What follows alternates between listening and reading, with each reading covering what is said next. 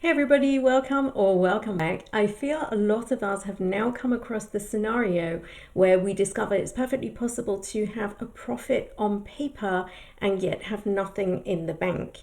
And of course, the opposite is true as well. It is possible to not be showing a profit and have lots of money in the bank. This is what happens when we come along with a big chunk of money and we throw it at our business and say, well, that will start us off, and all things being equal, hopefully the profit will come along later. And there are ways of doing that that are better than others, but that's a subject for another day. Today we're talking about the first scenario, so profitable on paper but empty bank account, why this happens and the things that we can do to help it. If you haven't been here before, my name is Lisa. I gained a French accountancy qualification about 20 years ago. And although I have worked in accounting, I now work purely in consulting. And of course, you can find all of my contacts in the description. So a business, as it goes along its daily life, it has money coming in and it has money going out. And a profitable business has more money going in than it does going out. So this is not a quantity problem. The problem is when the money goes out faster than it comes in.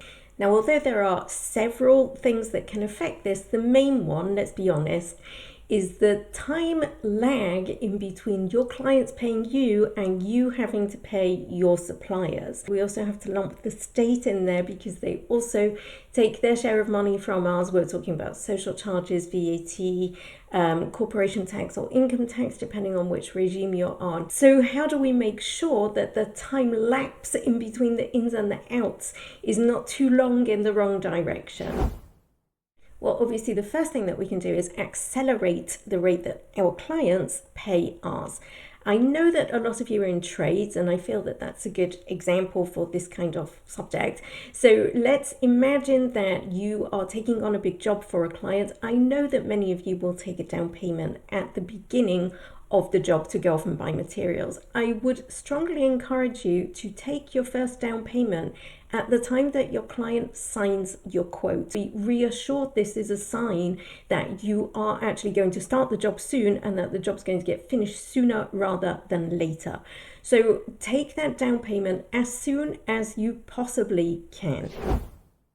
The second thing, instead of just taking one down payment at the beginning and then saving the rest of your invoice until the end of the job, phase your works and take payments as you go along. And in that way, you leave only the minimum outstanding at the end of the job. Typically, it's 10 to 15%. And if you take that money as you go along, then you're going to almost disappear any problem of late payments instantly. The other thing that this makes you do is invoice more quickly. No client, even the best client in the world, is going to pay you until you actually give them an invoice. So if you give them invoices as you go along, then you are instantly accelerating that cash in aspect of your business.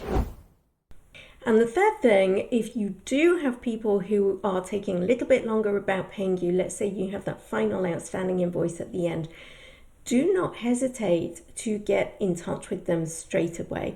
There are some people who will only pay you once you've sent them at least one reminder. It's not that they don't have the intention of paying you, they just want to put it off as long as possible.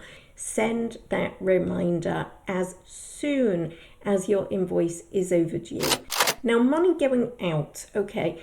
Obviously, you have to respect your suppliers, but at the same time, your suppliers do expect to, in some sense, bankroll your work as you go along. You're bankrolling your clients because they're not paying you until after you've done something. So your suppliers need to some extent, bankroll you. Now, if you can improve in any way the payment terms that you have with your suppliers, it's very difficult for micros to do. I do accept that. But if you can improve your payment conditions in any way, if you have the option of only paying at the end of the month, then that's going to help you. It's also going to be a lot less administration, so that definitely makes your life easier. Another thing you can do, never buy in advance something that the store is never out of stock of. If you are faced with the choice of buying something 2 weeks in advance or ordering it 24 hours in advance, order it 24 hours in advance. By the same token, make sure that you are never holding too much stock. Too much stock is just money blocked in stock. So don't hold any more stock than you actually need to hold. Now, in terms of the state, there are some things that we cannot change. We have to know our payment calendar. But a piece of advice which I do think is very valuable, you will often find yourself, especially if you're in trades, with a credit of TVA due to you. However, what you probably also know is that the tax office, although they will reimburse you that credit, can often take their time getting around to reimbursing you. So your next payment of VAT can often be due before you've got your reimbursement back again. So although it sounds counterintuitive, it often works a lot better for your cash flow to not ask for that reimbursement and rather to carry forward your TVA credit to your next TVA bill. So it sounds strange, but it can actually work out a lot better that way. Now, a final thing to be aware of is that if you are in trade, for example, and you are in an entreprise individuelle, then your profit is calculated based on what you have invoiced and not on what you have banked.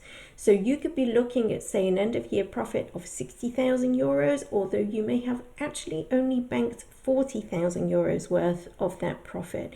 It could be that you won't get that extra 20,000 euros until January or February of the following year. And the knock-on effect of this is that your income tax is going to be based on 60,000 euros worth of profit. Your social charges are going to be based on 60,000 euros worth of profit.